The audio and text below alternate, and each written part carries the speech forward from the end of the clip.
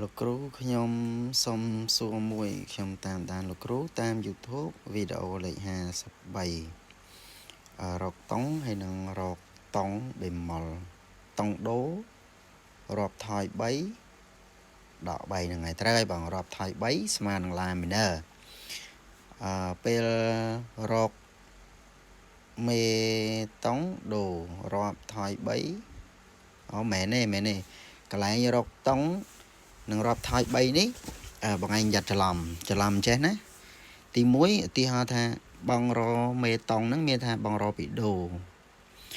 នឹងដូណាឧទាហរណ៍ថាយើងរកដៃគូទើបយើងរាប់ថយ3តួយ៉ាងដូចជាដូស៊ីឡាអញ្ចឹងពេលបងរាប់ថយដូស៊ីឡាមានន័យថាឡាហ្នឹងគឺយើងឲ្យឡាហ្នឹងទៅជា minor ព្រោះដោយសារតែដៃគូរបស់មេតុងតែបងប្អូនខ្លះគាត់ហៅថាតុង La minor តែម្ដងក៏មិនជាខុសអីទេដោយសារតែ La minor និងដូហ្នឹងគឺជាដៃគូរបស់វាជាបងជាប្អូនរបស់វាណាអញ្ចឹងបើយើងលេងតតុងដូក៏វាគង់តែមាន La minor បើយើងលេងថាងយើងរាប់ថាជាតុង La minor ក៏វាជាមិនផុតក៏ពីមានដូនឹងដែរអានឹងទី1ហ្នឹងយើងនិយាយពីរឿងមេតុងនិងដៃគូអាហ្នឹងយើងរាប់ថយ3ណាកុំបាញ់កុំច្រឡំណាបន្ទាប់ពីយើងបានមេតុង1ដូនិងយើងបានដៃគូវា minor La minor ហើយនោះយើងអនុវត្តទៅតាមរូបមន្តបន្ទាប់ប៉ុន្តែមិនមែនរូបមន្តមិនមែនរូបមន្ត3ទេបងរូបមន្តថយ3នេះគឺយើងរកសម្រាប់តែដៃគូតែប៉ុណ្ណោះចំណែកឯរកសមាជិកនៅខាងក្នុងក្រុមរកអាគារបន្ថែមទៀតបងត្រូវអនុវត្តទៅតាមរូបមន្ត1 4និង5តែ5គឺយើងតម្រូវឲ្យវាទៅជា7ណាបងអញ្ចឹងពីដូទៅបងរាប់ឡើងឲ្យបាន4ឧទាហរណ៍ដូរ៉េមីដូរ៉េមីហ្វាសុលមែនទេច្រឡំដូរ៉េមីហ្វាបងរាប់ពីដូទៅណាដូរ៉េមីហ្វាមានន័យថាវា4អញ្ចឹងមានថាដូ1និងអាគារបន្តទៀតគឺអាគារហ្វាប៉ុន្តែដល់ពេលចាប់ដើមបងរាប់ឡើងមួយទៀតផុតពីហ្វាអានឹងទី4ណា1 4 5អាទី5នេះយើងឲ្យវាទៅជា7អញ្ចឹងមានន័យថាទី5យើងឲ្យវាទៅជា7អញ្ចឹងពេលដែលទៅជា7បន្ទាប់ពីហ្វាមកសុលអញ្ចឹងសុលហ្នឹងគឺយើងឲ្យវាទៅជាសុល7ហើយចំណែកឯពពួកដៃគូដែលយើងហៅប្អូនវាណាពួកចិត្តថាអាហ្នឹងគឺមានន័យថាយើងប្រើរូបមន្ត1 4 5 7ដូចគ្នា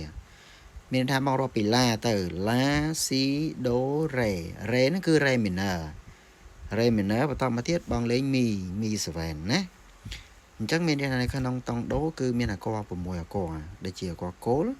មានដូបងរាប់ឡើងពីដូទៅ4អាហ្នឹងគឺយើងរកសមាជិកនៅក្នុងក្រុមនៅក្នុងតុងហ្នឹងដូមានហ្វានិងមានសុល7មិនមែនសុលធម្មតាទេណាបងហើយពីដូរត់ទៅសុលក៏មិនមែនប្រើរូបមន្តដក3នឹងទេដក3នឹងយើងរកសម្រាប់តែដៃគូទេកន្លែងនេះបងប្រយ័ត្នច្រឡំកន្លែងហ្នឹងចំណែកឯសមាជិកនៅខាងក្នុងតុងដូនឹងទៀតសម្រាប់ពពួក minor ក៏យើងប្រើរូបមន្ត1 4 5 7នឹងដែរអញ្ចឹង La minor ដៃគូវាមែនទេដៃគូដូមិញយើងរាប់មិញ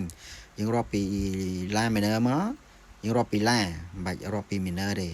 យើងរាប់ La ធម្មតាយើងដឹងថា La ហ្នឹងគឺជា minor ហើយព្រោះវាជាដៃគូរបស់ដូអញ្ចឹងណា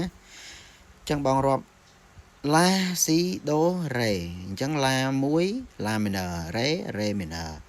ដល់ពេលផុតពី Re មកឡើងមកមីគឺមី7កន្លែងនេះឯងជាកន្លែងដែលបងប្អូនយើងខ្លះគាត់ថាអត់ទេមីគឺត្រូវមី minor ពីព្រោះដោយសារតែវាជាលំនាំនៃដៃគូមកពីនេះឧទាហរណ៍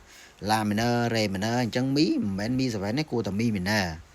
តែខ្ញុំចង់បញ្ជាក់បងប្អូនកន្លែងនេះកន្លែងហ្នឹងឯងជាកន្លែងដែលនៅក្នុងបទចម្រៀងតុងនីមួយគេមានអាគារភ្លាវដែលគេលេង classic ណាយើងលេង piano ឬក៏យើងលេង keyboard ឬក៏យើងលេង guitar ក៏ដោយវាមានឲ្យ classic ភ្លាវព្រោះដោយសារ7ហ្នឹងអញ្ចឹងអាគារ minor គឺជាអាគារមួយស្រាលតែបើអាគារ7ជាអាគារភ្លាវដែលតម្រូវឲ្យយើងធ្វើយកវាធ្វើជាស្ពានគេហៅជា bridge ដើម្បីអាចឆ្លងទៅកាន់វគ្គ2វគ្គ3ឬក៏បងប្អូនអាចបោះចូលទៅក្នុងវគ្គ Air បន្តទៀតអាហ្នឹងគឺវាពីរោះ